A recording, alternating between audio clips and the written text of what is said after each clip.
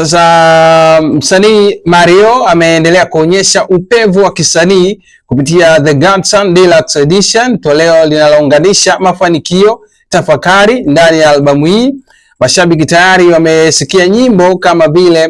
Tete, Mvua, Ha Ha Ha, Dunia ambazo zimekuwa hits kubwa za mwaka huu zikimtambulisha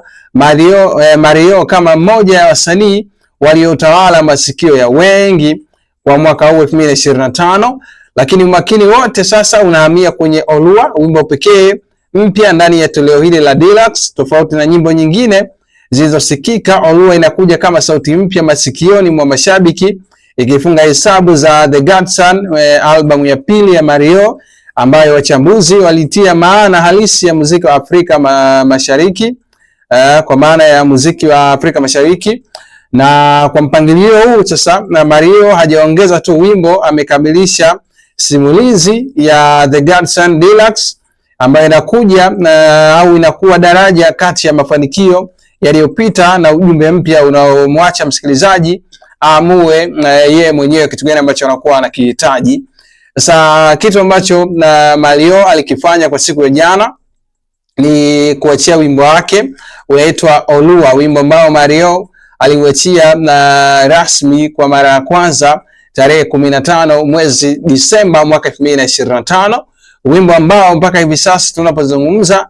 umeingia kwenye mijadala mikubwa ya burudani baada ya kufikisha zaidi ya watazamaji 500,000 ndani ya siku moja tangu kuachiwa kwake rasmi. Kasi hiyo imewafanya wengi kusimama na kujiuliza, ni nguvu ya mashabiki au mvuto wa wimbo au mabadiliko mapya ya namna muziki unavyotumiwa? So kwa upande wa mjadala ambao umeendelea kwa hivi sasa, inaonekana kwamba mafanikio haya ni kama uthibitisho wa mapenzi ya mashabiki na ushawishi wa Mario kwenye kizazi cha sasa, hususan Gen Z, wengi ambao wamekiri kuwa licha ya misimamo walioiweka mwanzo, walishindwa kupuuza wimbo huo na wakaamua kuendelea kusikiliza na kutizama video yake ambayo iko pale YouTube, ikiwa ni ishara kuwa muziki bado una nguvu ya kuvunja na maamuzi. Hata hivyo, hapo pia wanahoji uhalisia wa namba hizo, wakitaja madai ya watazamaji kuwa huenda wakawa ni feki. Yani kuna vitu vinaitwa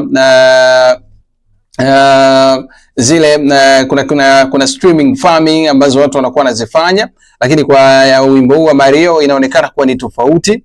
na kuuliza kama kweli mapokezi haya yanawakilisha hisia za wengi. Hoja hizi zimeongeza moto wa mjadala, lakini pia zimefanya Olua kuendelea kuwa gumzo mtandaoni. So Olua, hili ni jina la wimbo wa Mario, lakini ni neno fulani hivi la Kiyoruba kutokea pale nchini Nigeria pale ambako tumeona kama maneno ya Kinigeria kwa hivi sasa yanatumika, lakini ukienda kwenye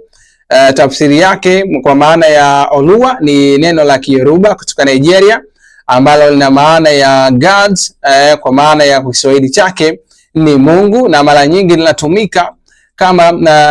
unaweza kalitumia kama kwa kusema Oluwaseun, yani God give thanks, ama Oluwatobi, God is great, kwa maana ya Mungu ni mkubwa. So hili ni neno ambalo linatumika sana pale nchini Nigeria, na kwa upande wa Mario pia kulitumia ni ishara tu ya kuendelea na kuchukua mashabiki kutoka pande tofauti tofauti za bara la Afrika na duniani kwa ujumla wake. So ukimtaja Mario kwa hivi sasa, pia unaweza kusema yeye ni miongoni mwa wasanii ambao kushukuru sio shida zake, kwa sababu baada ya mapokezi makubwa ya ngoma yake hii ya Olua ambayo mpaka sasa ina watazamaji zaidi ya 500,000 pale YouTube, Mario ameandika hivi: Gen Z ni watu na nusu, wahenga hawaamini macho yao. Akaweka emoji ya mikono juu pale, akaweka love kwa maana ya emoji ya kopa pamoja na emoji ya kucheka, ikiwa ni ishara ya kwamba anafurahia mafanikio ambayo yeye ambayo anaendelea kuyapata kupitia digital platform special pale YouTube. So kwa upande wa Mario pia hii hapa ni ishara ya kuonesha kwamba muziki wake unazidi kupendwa, na yeye pia mafanikio yake yanazidi kuonesha ni kwa kiasi gani ambavyo anazidi kuliteka game la Bongo Flava. Serikali imekataza sinywi pombe hata